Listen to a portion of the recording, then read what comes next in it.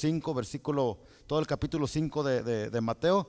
Ahí están los secretos de cómo ser bendecidos. Y el Señor y comienza con el versículo 1 diciendo: viendo la multitud, subió al monte, y sentándose, vinieron a él sus discípulos. Tres cosas a notar. Primero, que está la multitud, pero también están los discípulos. Es una grande diferencia. ¿Okay? Multitud son muchos, discípulos son pocos. Y yo quiero hacerte la pregunta: ¿qué eres tú, hermano? ¿Eres parte de la multitud o del montón, o eres discípulo? ¿Eres creyente a secas o eres discípulo? De eso hablamos la última vez con los varones en el parque, y yo creo que le vamos a continuar este sábado. Entonces, es una muy buena pregunta, ¿no? Los discípulos están dedicados a la causa de Cristo, y los del montón, pues sí se puede, vengo a servir a Cristo, y si no, no. Es una grande diferencia, ¿verdad? Los discípulos ofrendan, diezman para Cristo. Los del montón o los de la multitud esperan que todo el tiempo les anden ayudando. Quieren recibir en lugar de dar. Los de la multitud: pues ya no voy a la iglesia porque no me llamaron. Me enfermé y nadie me llamó, Esos son los de la multitud. Los discípulos no esperan que les llamen, sino ellos están atentos a ver a quién le llaman, a ver a quién visitan. Qué grande diferencia, ¿no? Los del montón llegan un domingo y faltan 3. Los discípulos están allí, firmes, allí sin titubear, allí para servir a Cristo. Y los del montón, puedo darles más, ¿no? Pues ya creí en Cristo, ya me salvó, pero no estoy seguro si me voy a bautizar. Esos son los del montón, esos son los de la multitud. Los discípulos no la piensan 2 veces, se bautizan como un paso de obediencia a Cristo, su Señor. Y puedo darles más diferencias entre los de la multitud y los discípulos, pero avancemos. Entonces, pregúntale al que está a tu lado: ¿tú eres del montón o eres discípulo? Pregúntale, no escucho.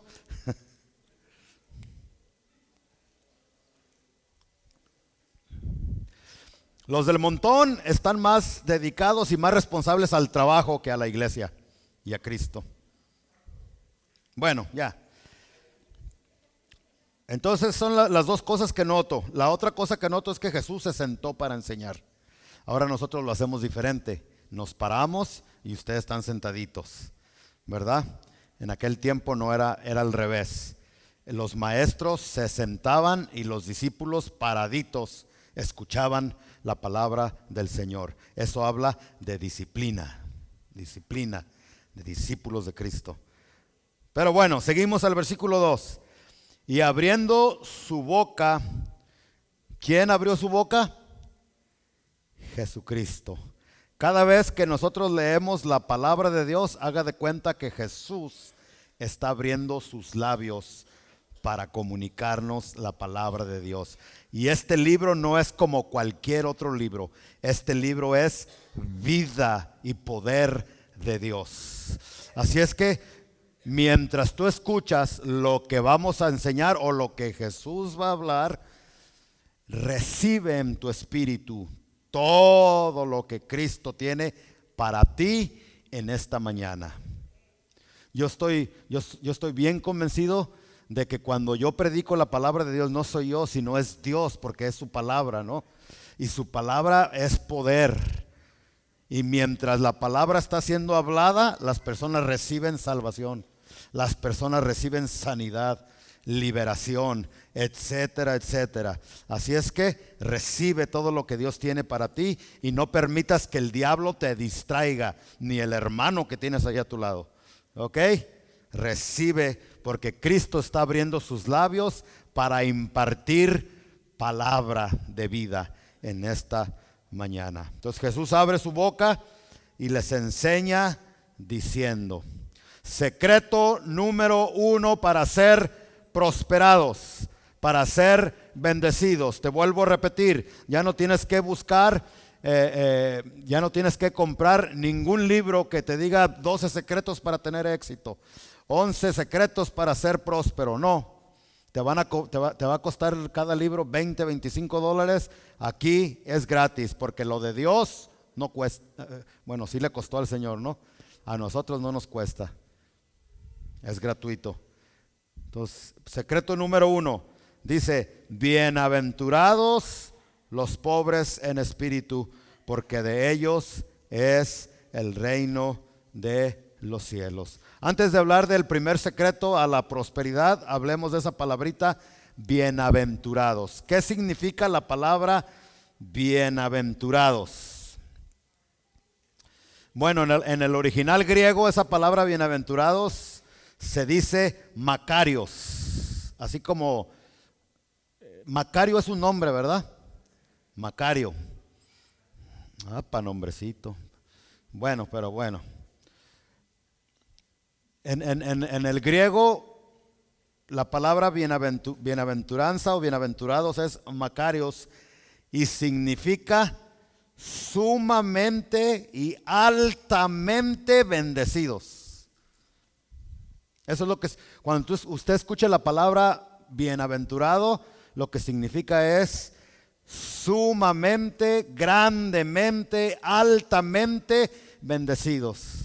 En otras palabras, Dios nos está diciendo: si ustedes quieren ser bendecidos en esta vida, el secreto para tu bendición no está en tu trabajo, el secreto para tu bendición no está en el banco, el secreto para tu bendición está en escuchar, analizar y obedecer los secretos o los principios que Jesús está a punto de compartirnos, que son totalmente contrario a lo que el mundo nos dice. Ahorita lo vamos a ver. Entonces, ¿cuántos de aquí quieren ser bendecidos de parte de Dios grandemente? ¿Cuántos de aquí quieren ser macarios, o sea, bienaventurados, grandemente bendecidos? Pues todos, ¿verdad? Pero hay un costo. Cristo ya lo hizo todo en la cruz, pero nosotros tenemos que poner de nuestra parte. No seas tú de los que Dios bendice mis finanzas y te levantas a las 12 del mediodía. Pues así como te va a bendecir Dios con finanzas, pues no, ¿verdad? Los jóvenes: Señor, bendíceme con una buena esposa, con un buen esposo. Y no buscas esposa, no buscas esposo, pues así como Dios te va a bendecir, tienes que moverte. Las cosas de Dios tiene que uno ser movido. Los pasivos y que no se mueven no van a recibir nada de parte de Dios, porque Dios solamente le da a los que de veras lo añoran, lo quieren. ¿Ok? Entonces, eso es lo que significa la palabra bienaventurado: sumamente o grandemente bendecidos. Y es difícil explicar. Yo te lo puedo explicar, que esa palabra significa grandemente bendecidos de parte de Dios, pero no lo vas a entender al 100% hasta que tú lo experimentes por tu propia cuenta. Hay cosas en la vida que uno no va a poder entender hasta que uno lo experimente por uno mismo. Si yo tengo aquí una manzana roja y me la estoy comiendo y digo, bueno, la manzana sí la conocen ustedes, ¿no? Una fruta que ustedes nunca hayan probado, yo la tengo aquí y digo, qué buena, mira, sabe un poquito dulce, sabe un poquito amarga.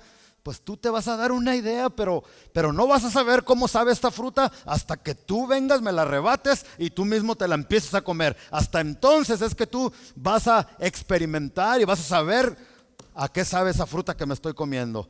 Por más que yo te explique lo que significa bienaventurados, bendecidos, no lo vas a poder entender hasta que tú mismo experimentes y recibas la bendición que Cristo compró por nosotros en esa cruz. Hay muchas personas que escuchan, Dios me sanó, pero no lo entiendes tú, pero no lo vas a lograr captar al 100% hasta que tú mismo experimentes a Dios como tu sanador. Hay algunos de ustedes que han escuchado personas que dicen: oh, Dios me salvó y qué bonito es ser perdonado por Cristo. Y con tu intelecto lo entiendes un poco, pero no lo lograrás entender con el corazón hasta que tú mismo experimentes el perdón y la sangre de Cristo limpiando todos tus pecados. Es lo mismo con esta palabrita. Tú no, por más que te lo explique en griego y en hebreo y que me eche de maromas y que te grite y que se me salte la venita de aquí, tú no vas a entender lo que significa ser bienaventurado hasta que tú mismo comiences a practicar estos principios que el Señor Jesucristo nos va a explicar. Y ahí es donde tú vas a decir: oh, de lo que me estaba perdiendo. De lo que me estaba perdiendo. ¿Sí estamos entendiendo, hermanos? ¿Sí o no? Porque los escucho muy calladitos. Bueno, vamos a entrar en el primer secreto o el primer principio de la bendición. Pero antes deje echarle un trago a esta botella de agua.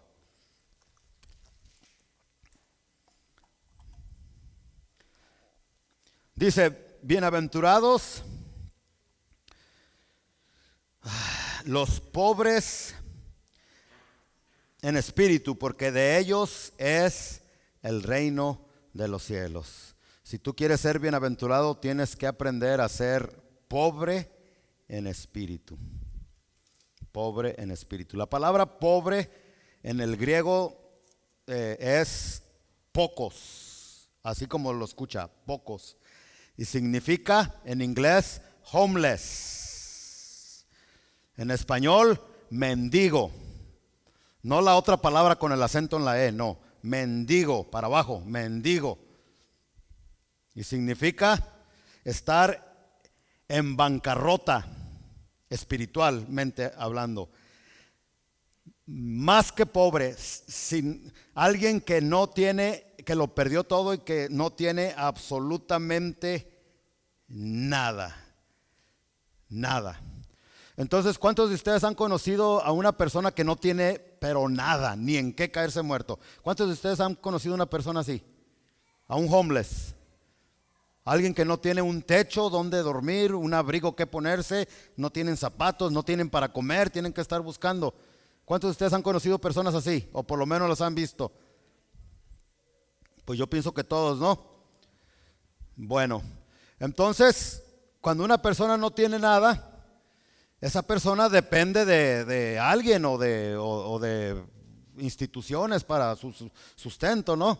Entonces, lo que este versículo nos está diciendo, cuando dice que tenemos que ser pobres en espíritu, vamos a parafrasearlo, dice: bienaventurados los que dependen totalmente de Dios porque no tienen nada.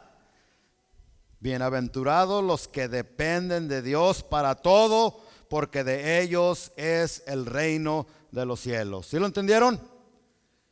Bienaventurados los que dependen de Dios, porque por ellos mismos no tienen nada, están en bancarrota espiritual y necesitan que depender de Dios. Esas personas son bienaventuradas. Amén. Entonces, sencillito, yo se lo parafraseé para que lo entienda. Porque muchos leen: bienaventurados los pobres en espíritu, pero no entienden ni papa. Bienaventurados los que dependen de Dios para todo. Ellos verán el reino de Dios. De ellos será el reino de Dios. Y en primer lugar, hermanos, está hablando de que nosotros debemos depender de Dios para todo, comenzando con la salvación. La salvación, como ustedes saben, no depende del que quiera. Dice la Biblia que no es del que corra ni del que quiera, sino del que Dios tiene misericordia. Si tú has sido salvo porque viniste a Cristo, no fue porque tú quisiste, fue porque Cristo quiso salvarte. Por lo tanto, la honra y la gloria no es para ti ni para mí, sino para el que está allá arriba, o más bien dicho, el que está aquí abajo con nosotros, porque dice que Cristo está con nosotros, ¿no? Pero sí me están entendiendo, hermanos. No es del que haya escogido a Dios. Oh, yo vengo a la iglesia y soy salvo porque yo escogí a Dios. No, la Biblia dice que nosotros no escogimos a Dios, sino que Él nos escogió a nosotros. Nosotros, bienaventurados los que su salvación depende no de sus buenas obras. Oh, yo soy salvo y merezco ir al cielo porque le doy comida a los pobres, porque, a ver, ayúdeme, porque soy una buena persona, porque me porto bien, porque no tomo, porque no fumo. Y ¿sabes qué? Todas tus buenas obras y las cosas buenas que puedas hacer en este mundo están bien, no tienen nada de malo, pero esas cosas no pueden hacer absolutamente nada para traer salvación a tu vida. El único que nos puede salvar es Cristo a través de su gracia y de su misericordia. Por eso dice bienaventurados qué bendecidos son aquellos que su salvación depende de Cristo y no de uno mismo. ¿Ok?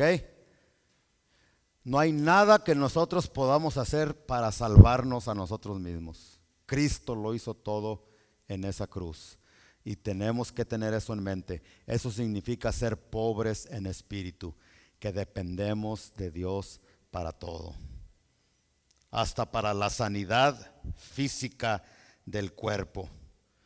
Tu sanidad, si alguno que aquí me está escuchando aquí o por internet y estás enfermo, tienes diabetes, tienes cáncer, tienes el SIDA o cualquier otra enfermedad, déjame decirte algo. Tu sanidad no depende ni de los doctores, ni de que comas bien, ni de que confieses y decretes, porque eso ya está bien de moda, ¿no? Confieso y decreto mi sanidad. No, tu sanidad ni siquiera depende de tu propia fe.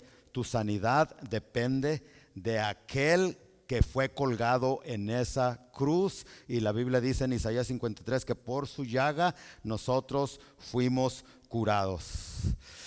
Si Jesucristo no tiene misericordia de ti y extiende su mano para sanarte, no importa que veas a los mejores doctores del mundo, no importa que comas orgánico y grass-fed y lo mejor. Si Cristo no tiene misericordia de ti, no te vas a sanar, vas a quedar enfermo. Nuestra sanidad depende de Él.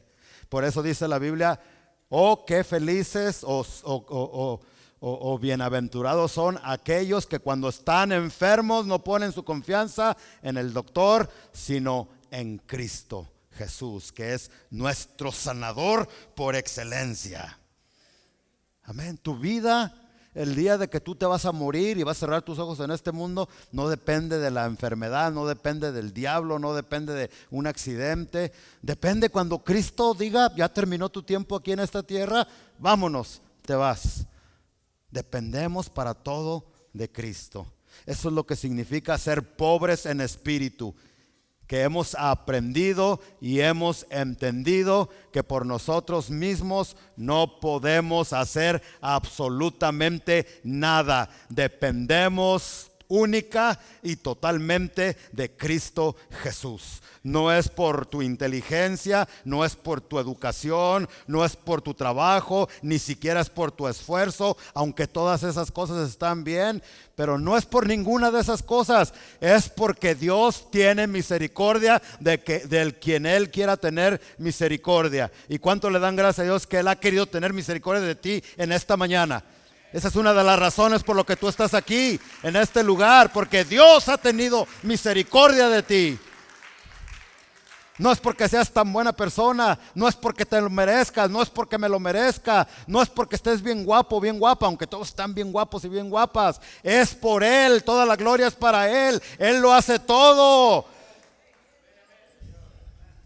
Eso es lo que significa, hermanos, ser pobre en espíritu. Que mi salvación depende totalmente de Él. Que mi sanidad física y cualquier otra necesidad que yo tenga depende totalmente de Él. Si Él lo hace, amén.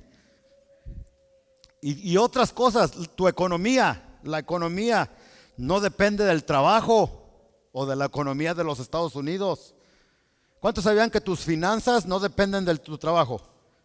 Hay muchas personas que ponen su confianza en el trabajo. Ay, ¿qué voy a hacer? Me corrieron. Ay, me van a correr. Ay, tengo que quedar bien con el jefe, etcétera. Hay que quedar bien con el jefe, hay que ser trabajadores, hay que ser responsables. Pero tu economía y tus finanzas, tu salud financiera, no depende del trabajo, ni de tu jefe, ni del presidente, ni de los que entran al gobierno. Tu economía depende única y totalmente de aquel que nos sustenta, Jesucristo. Y tenemos que entenderlo no solamente con el intelecto, eso hay que entenderlo con el corazón. Hay que entender que el trabajo es un medio que Dios usa para bendecirte y para bendecirme. Pero la fuente de mi bendición no es el trabajo. La fuente de mi bendición y de mi sustento es Cristo Jesús, el Rey de Reyes y Señor de Señores. Por lo tanto, ¿con quién debemos de quedar bien? ¿Con el trabajo o con Dios? Entonces, ¿por qué muchos de ustedes faltan a la iglesia por el overtime? Bueno, hermanos, entonces pudiéramos seguirle, pudiéramos hablar más de lo que significa ser pobre en espíritu, pero ya lo hemos entendido. Es cuando estamos totalmente en bancarrota y ya no podemos depender de nosotros mismos. Ahora dependemos de Dios para todo, no solamente para la salvación, sino para todas las áreas de la vida. Si Jehová no edificare la casa, en vano trabajan los que construyen. Porque es Dios.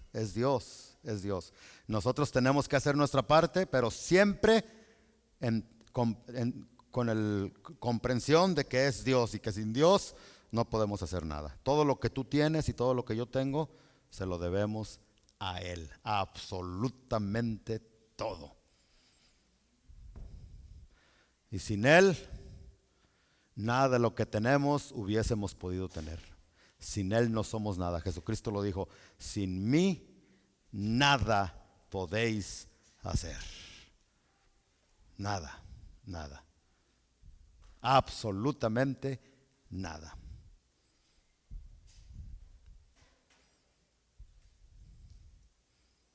¿Está bien, hermanos? Es el primer secreto para los que quieren ser bendecidos. Bien diferente a lo que el mundo nos aconseja, ¿no?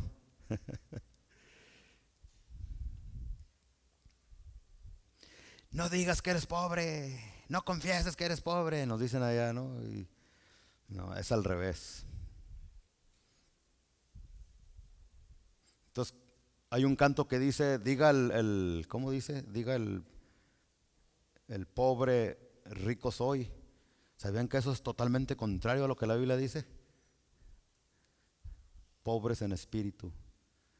Y luego, bueno, al rato les leo allá en Apocalipsis 3, donde dice: tú que dices que eres rico, pero eres un miserable, pobre, desnudo. Es el primer secreto entonces, dependemos totalmente de Dios. Ok, el segundo secreto, versículo 4, dice: bienaventurados o grandemente bendecidos los que lloran. Totalmente lo que el mundo nos dice, ¿no? En la cultura hispana, ¿qué nos han enseñado nuestros padres? Los hombres no chillan, ¿verdad que sí? Pero el Señor Jesucristo nos dice totalmente lo contrario. Nos dice: si quieres ser bendecido en esta vida, tienes que aprender a llorar, porque los que lloran son los que reciben, según este versículo, no según San Rubén, sino según Jesucristo. Los que lloran en este mundo, en esta vida, ellos y solamente ellos serán consolados. La palabra llorar en el griego es panteo. Para los que están tomando notas y a los que les interesa, panteo. Y significa llorar como se llora la muerte de un ser querido. Okay, o sea que esto es serio, no es cualquier cosa. Llorar como se le llora como se llora la muerte de un ser querido. Si es para mí el que está llamando, dígale que no estoy, que estoy predicando y que al ratito le contesto.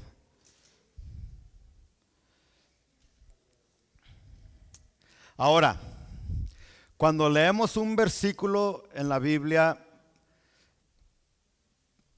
es muy importante que lo interpretemos bien. ¿Y cómo se puede interpretar la Biblia? Pues la misma Biblia se interpreta ella misma. Cuando se habla de que Dios bendice a los que lloran, en primer lugar se está hablando de aquellos que lloran de arrepentimiento. Ahorita no tengo tiempo para explicarlo, pero si usted lee desde Génesis hasta Apocalipsis, el principio y el mandamiento es entristecernos y aullar por nuestros pecados, que nos trae arrepentimiento. Entonces este versículo, vamos a parafrasearlo, lo pudiéramos leer así: bienaventurados los que lloran, no porque la mujer los cachó poniéndole los cuernos,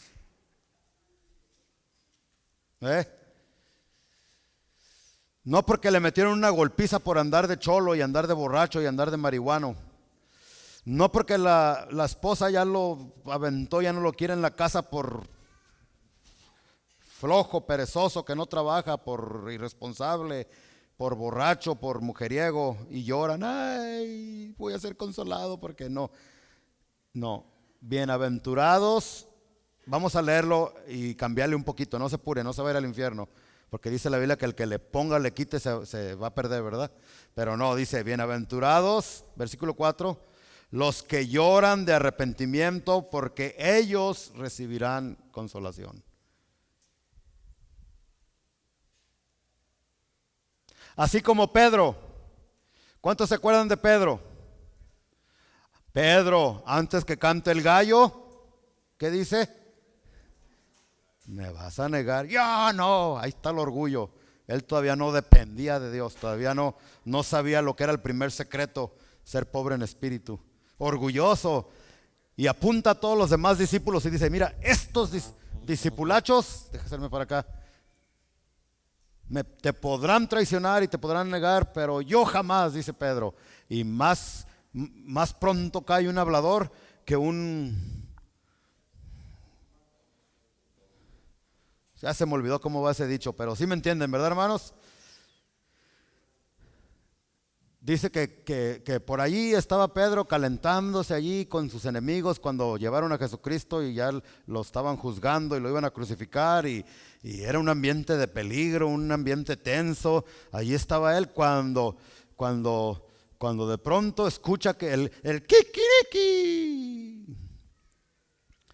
Y dijo: sí, el Señor dijo que lo iba a negar antes de que cantara el gallo, y no lo voy a hacer, no lo voy a hacer. Pero ustedes conocen la historia bíblica. ¿Qué pasó? Dice la Biblia que Pedro negó a su Señor 3 veces. Y cuando lo había negado, que se escucha el gallo kikiriki. Así lo hacen. Entonces se acordó de las palabras del Señor Jesús, corrió, y dice la Biblia que lloró amargamente. Ese llanto de Pedro es el llanto que se está refiriendo aquí la Biblia: bienaventurados los que lloran de arrepentimiento. Y él lloró amargamente cuando el Señor Jesús lo vio. Pero no eran lágrimas falsas, no eran lágrimas de cocodrilo, era un llanto de arrepentimiento porque le había fallado a su Señor, al Señor Jesucristo.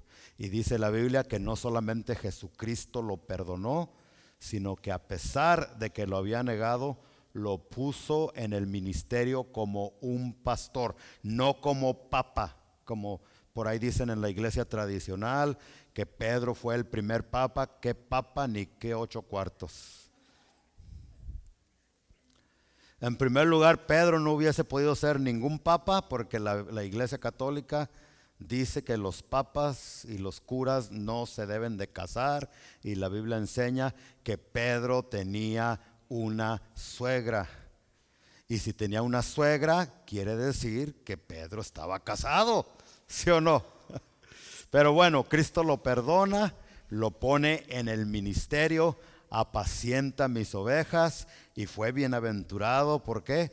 Porque lloró amargamente de arrepentimiento. ¿Verdad que así dice la Biblia, hermanos? Entonces, bienaventurados aquellos que... Yo cuando se habla de la salvación, hermanos, a ver, ¿cuántos de aquí son salvos? Pues gracias a Dios por la vida de ustedes. Con la salvación no se juega, porque yo les he predicado, no lo voy a hacer ahorita, pero hay muchas personas que dentro de las iglesias que piensan que son salvas, pero no son salvos. Están más perdidos que el diablo.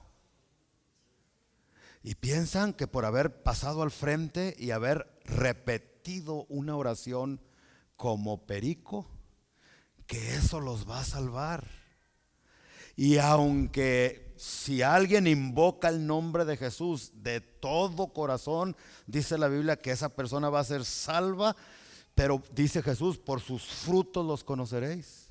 ¿Y cuáles son los frutos de una persona que en verdad recibió a Jesús como Señor? Obediencia, transformación y cambio de vida. Y lo que yo veo, hermanos, y esto no es juzgar, dice la Biblia, por sus frutos hay que ver y hay que reconocer. Muchas personas que según ellos reciben a Jesús como Señor y Salvador, pero no hay transformación, no hay cambio de vida. Son los mismos o peores que antes. Pero porque hicieron esa oración piensan que ya son salvos. En primer lugar, hermanos, dice la Biblia en 2 de Corintios capítulo 7 que el verdadero arrepentimiento produce una tristeza. Y yo no quiero hacer una doctrina de esto porque la salvación es diferente en todos nosotros. Dios trata con nosotros de acuerdo a nuestra personalidad y de acuerdo a cómo Él es. Pero una de las características de una persona que de veras ha sido salva es que esa persona siente un dolor terrible en lo más profundo de su corazón por haberle fallado, no a la esposa, no a los hijos, no al jefe en el trabajo, no a los vecinos, sino a Dios. ¿Sí me están entendiendo, hermanos? Y yo te hago una pregunta: cuando tú fuiste salvo, cuando tú viniste a Cristo, ¿sentiste un dolor, una tristeza enorme en tu corazón por haberle fallado a Dios? ¿Confesaste tus pecados, los que te pudiste acordar, con dolor y tristeza en el corazón? Si así fue, pues yo creo que eres salvo y tuviste un encuentro real con Cristo. Pero hay muchas personas, de 4 personas, 3 dice la Biblia, que tienen un encuentro emocional y no un verdadero encuentro con Cristo.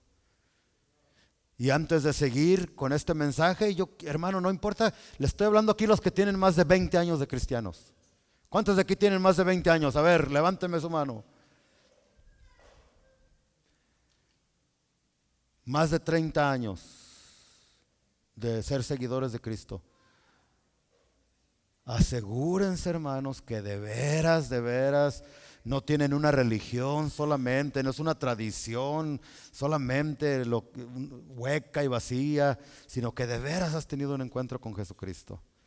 Si hace 20 años te convertiste, si sigues igual o peor que antes, sigues en las mismas cosas, pues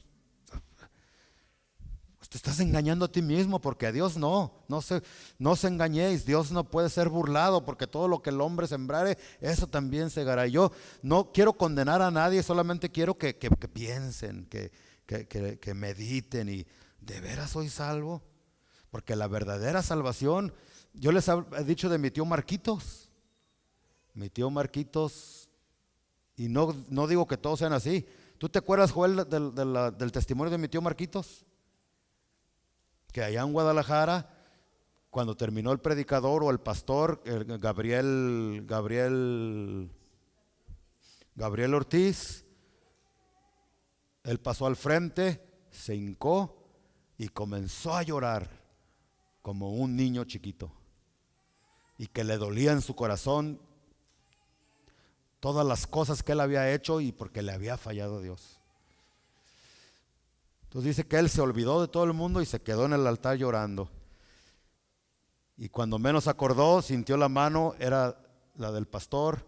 Ya todos los hermanos se habían ido, ya habían pasado como 2 horas y él todavía seguía en el altar llorando de tristeza y de alegría por lo que Cristo había hecho por el tío Marquitos. Y yo no te digo que tú tienes que durar 3, 4 horas llorando, pero por lo menos que sientas, Dios mío, ¿qué hice? Hay muchos que lloran no de arrepentimiento, sino de, ¿cuál es lo diferente? De remordimiento, porque la esposa te encontró con las manos en la otra güera. Y ahí ya no te quedó otra más que llorar, pero no de arrepentimiento ni de tristeza hacia Dios, sino porque te cacharon y te agarraron red-handed, así se dice, mi hermano, con las manos en la masa. Hay otros que lloran porque los agarró la policía bien borrachos y les van a dar su, ¿cómo se le llama eso? DUI. Y les va a ir como en feria, pero no lloran porque están arrepentidos, sino porque el tiquezazo que les van a dar. Esos no son bienaventurados ni van a recibir consolación. Los que van a recibir consolación son aquellos que de veras sientan ese gran dolor y esa gran tristeza y lloren de arrepentimiento por haberle fallado a Dios. Después de que Él murió por ti y por mí en esa cruz. Y mira, andamos allá de adúlteros, andamos de borrachos, andamos de haciendo tanta cosa. ¿Y lo que Cristo hizo qué? Eso nos debe de doler. Que lo que sostuvo a Cristo y lo que llevó a Cristo a esa cruz no fueron los judíos ni los romanos, fueron nuestros pecados que lo llevaron a esa cruz. Entonces, bienaventurados. Es que ya me hacen falta lentes aquí, leí bien, bienvenidos los que lloran de arrepentimiento. Bienaventurados los que lloran de arrepentimiento, así como Pedro lloró. Hay otro que lloró también, Judas, pero ese no lloró de arrepentimiento. Bueno, también lo podemos parafrasear de esta manera: bienaventurados los que cuando están en problemas lloran ante Cristo.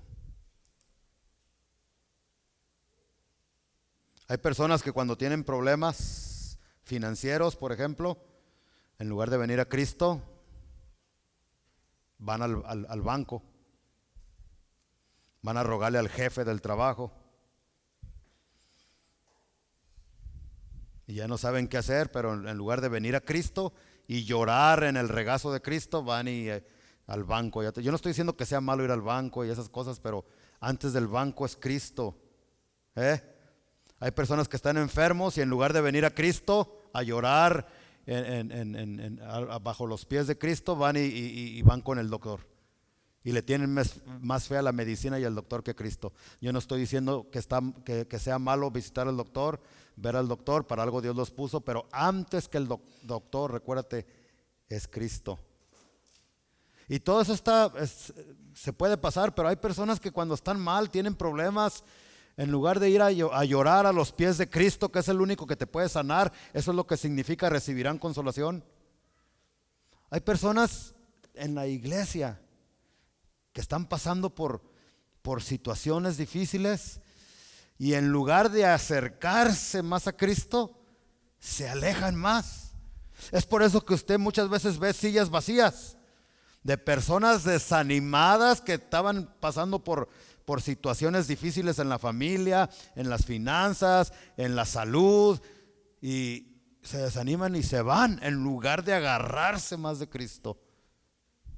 El cual dijo, Jesucristo en una ocasión dijo, se me escapa el texto, lo tengo aquí en la mente, pero no me sale aquí. Vengan a mí, venid a mí los que estéis cargados y cansados, que yo os haré descansar. Yo no me platicaron, yo supe de una hermanita que tenía cáncer y se estaba muriendo.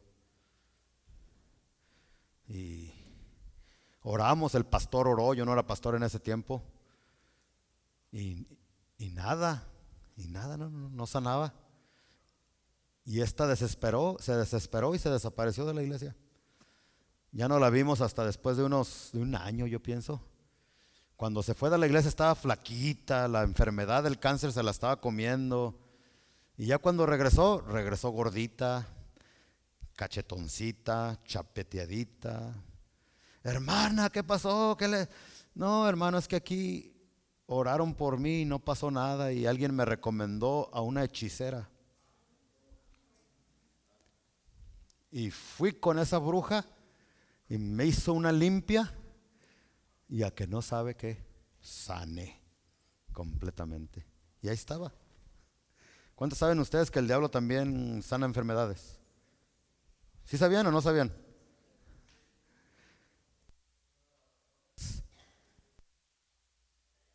Sí, ahí está.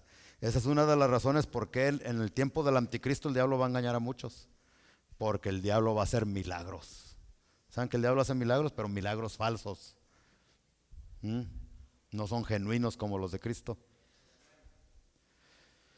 Hay personas que en lugar de venir y llorar a los pies de Cristo, Señor, ten misericordia de mí, van con los hechiceros pensando que van a ser más bendecidos.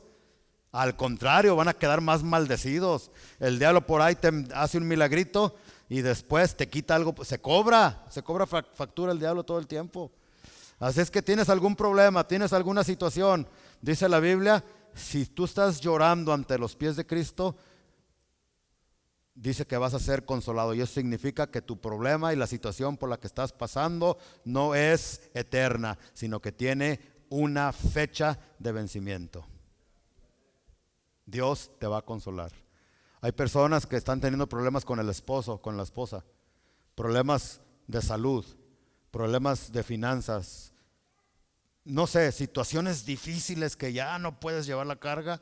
El Señor Jesucristo te dice, si tú te mantienes fiel, poniendo tu confianza en mí, yo te voy a consolar. Eso significa, yo te voy a restaurar, yo te voy a sanar, yo te voy a levantar. ¿Alguien puede recibir esa palabra aquí en esta mañana? Pero tienes que venir a Cristo y llorar ante Cristo y no ante el hombre. Hay personas que se rebajan ahí con, ayúdeme jefe, por favor, jefe. El jefe va al baño como tú vas al baño también. Hay que buscar la ayuda de Dios. Como dice ese texto favorito mío, alzaré mis ojos a los montes. ¿De dónde vendrá mi ayuda, mi socorro, mi bendición, mi fortaleza, mi prosperidad? Los de allá de México dicen, acá en el norte, en Estados Unidos. Mi ayuda y mi bendición viene de Jehová, Dios de los ejércitos, que hizo los cielos y la tierra. En Él y solamente en Él pondremos nuestra confianza, y no en el hombre, no en el ser humano, en Cristo Jesús. Amén, hermanos. Bueno, termino con el versículo 5, el tercer, ya es hora, ¿verdad? Es el tercer secreto. Bienaventurados los mansos. Note que no dice mensos. Nosotros somos cristianos, no tarugos. ¿Verdad, hermanos? Aunque hay alguno que otro cristiano y tarugo también, pero bienaventurados los mansos, porque ellos recibirán la tierra. Y eso de recibir la tierra,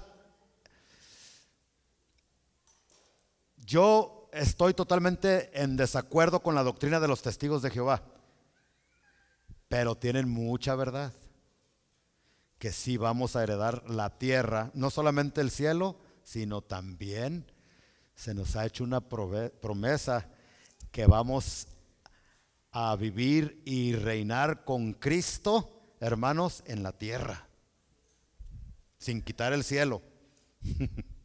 Haga de cuenta, como me lo explicó una vez mi papá, me dijo que el cielo era como ya se me olvidó cómo me dijo.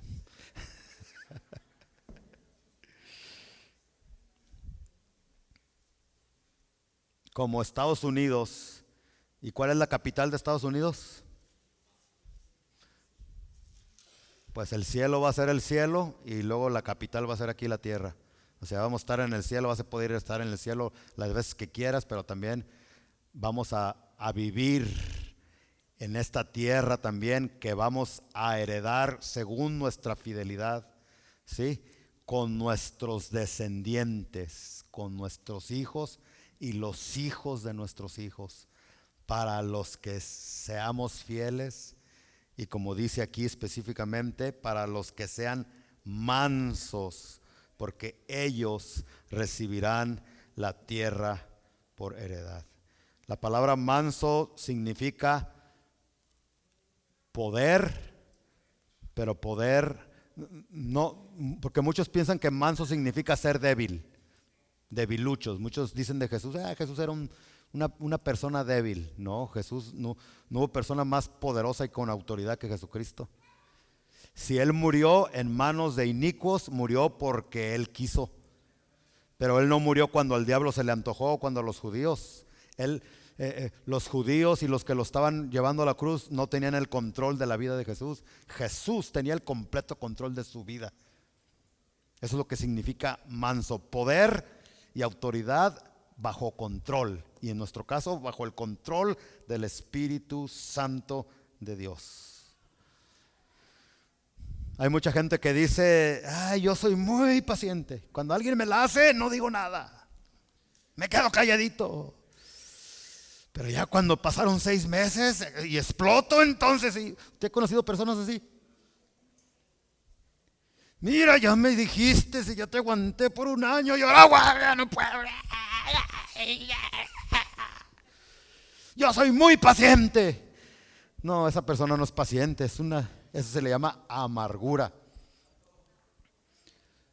Porque tienes esa amargura que es como un veneno, como una bomba adentro, y solamente te estás deteniendo, pero es cuestión de tiempo. Cuando usted ha conocido personas que explotan en el matrimonio, están ahí bien a gusto y muchas mujeres así que se ponen, ¿no? Y a gritar, a decir, y esas personas de mansedumbre o de mansos no tienen nada, nada. Son débiles. Hay personas que piensan porque gritan y porque hacen que son fuertes, no, la persona que grita y que pierde el control es la persona más débil en este mundo que usted se pueda imaginar.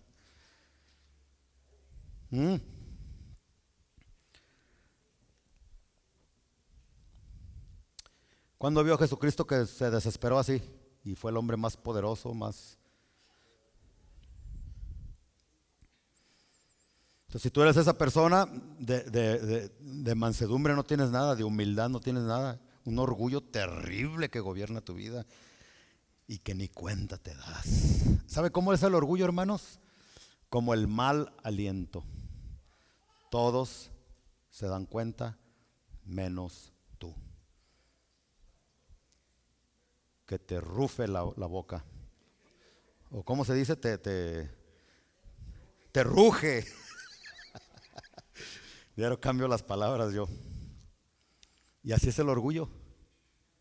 Y Jesucristo insiste y nos dice, aprendan de mí, que soy manso y humilde de corazón, y encontraréis descanso, bendición, prosperidad para sus vidas. Pero eso viene a través de la mansedumbre.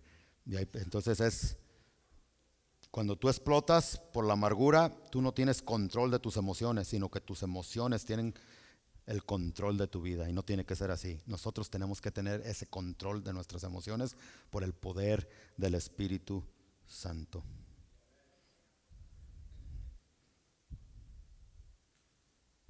¿Vamos bien o nos regresamos, hermanos?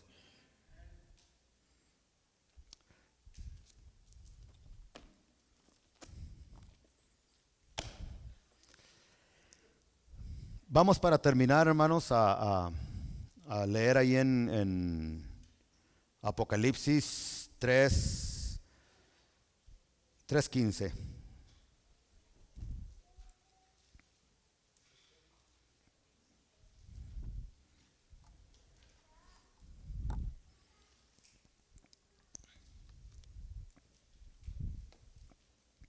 Yo conozco tus obras, que ni eres frío ni caliente. Ojalá fueses frío o caliente.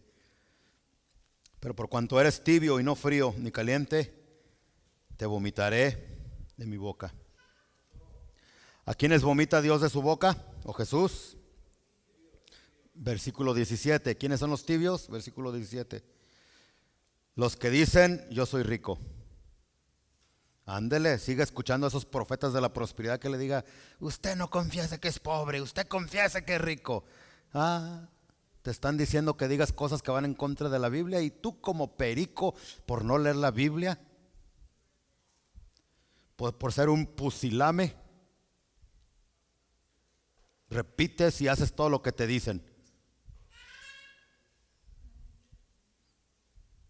Pero dice la Biblia que no digas que eres rico. Bienaventurados los pobres. Los pobres.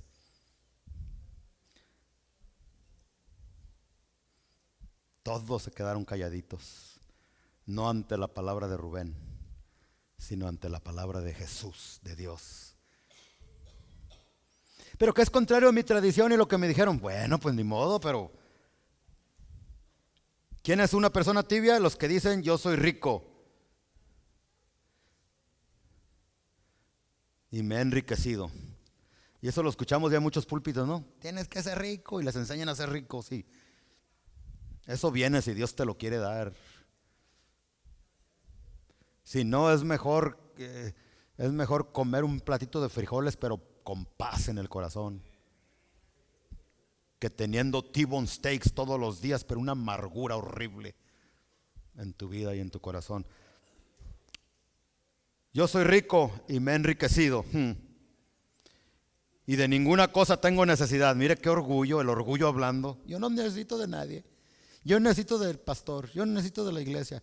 Mujeres, yo no necesito de mi esposo. Usted, ay, Dios mío, ni entremos en eso, ¿no? ¿Cómo que no tiene necesidad del esposo? Ahorita con el feminismo que se está enseñando aquí en Estados Unidos, nos está dañando a todos como cultura. La mujer tiene necesidad del hombre, y el hombre tiene necesidad de la mujer también. Porque así como la cabeza tiene necesidad del cuerpo, el cuerpo tiene necesidad de la cabeza. ¿Qué le pasaría a este cuerpo sin esta cabeza? Pues así es una mujer sin su cabeza, como una gallina despescuezada. ¿Usted ha visto las gallinas que les mochan el pescuezo y cómo saltan? Así son las mujeres que yo no necesito, ¿cómo que no? Bueno,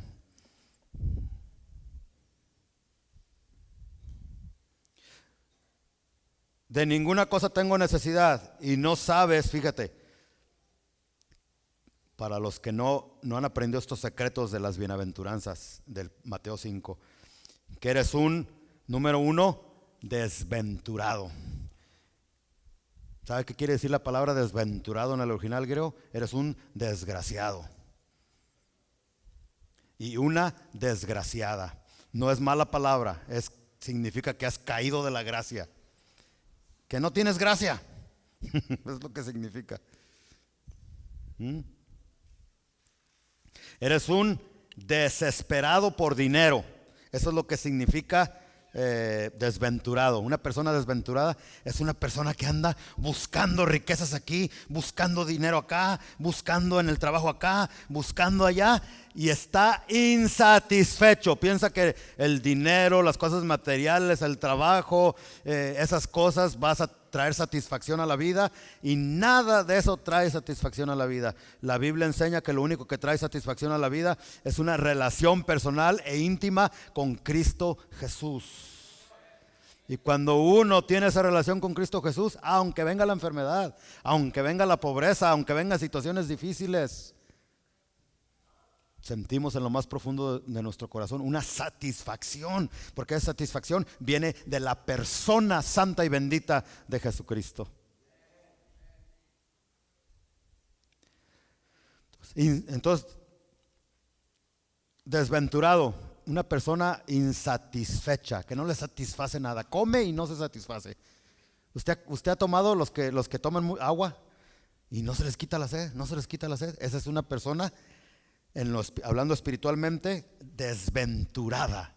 Busca aquí, busca allá y no encuentra satisfacción. Y diario anda enojada con uno y con otro y con aquel y con aquel.